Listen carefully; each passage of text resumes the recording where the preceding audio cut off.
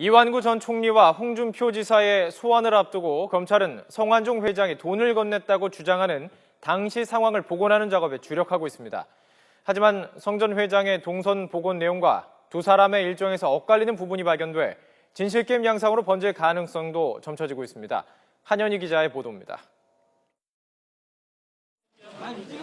성완종 전 경남기업 회장이 이완구 전 총리에게 현금 3천만 원을 건넸다고 주장한 시기는 2013년 4월 4일, 장소는 부여 선거사무소입니다.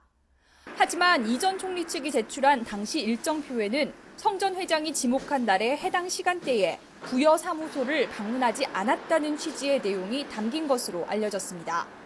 또 홍준표 지사 측 자료에도 성 전 회장이 돈을 전달했다고 주장한 2011년 6월에 두 사람의 만남이 기록되지 않은 것으로 파악했습니다.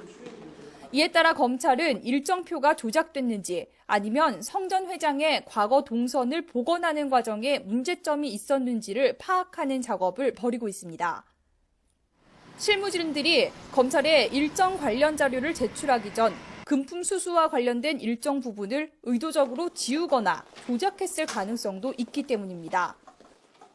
이에 따라 이미 한 차례 조사를 벌인 이 전 총리 일정 담당자를 한 차례 더 불러 조사한 내용을 검토하며 사실관계를 확인하고 있습니다. 검찰은 이와 함께 문제가 되고 있는 이 전 총리의 재보선 선거와 홍 지사의 당대표 경선의 선거자금 흐름도 살펴보고 있습니다. 이를 위해 이 전 총리가 재작년 재선거 출마할 당시 캠프 선거 사무장을 지낸 신모 씨를 소환한 것으로 전해졌고 홍 지사 경선 캠프 회계 책임자 남호 씨도 조만간 소환할 방침인 것으로 알려졌습니다.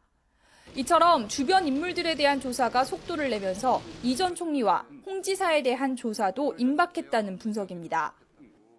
검찰 관계자는 이 전 총리와 홍 지사의 당시 동선과 일정을 파악하는 작업을 신속히 마무리한 뒤 당사자 조사에 나설 것이라고 말했습니다.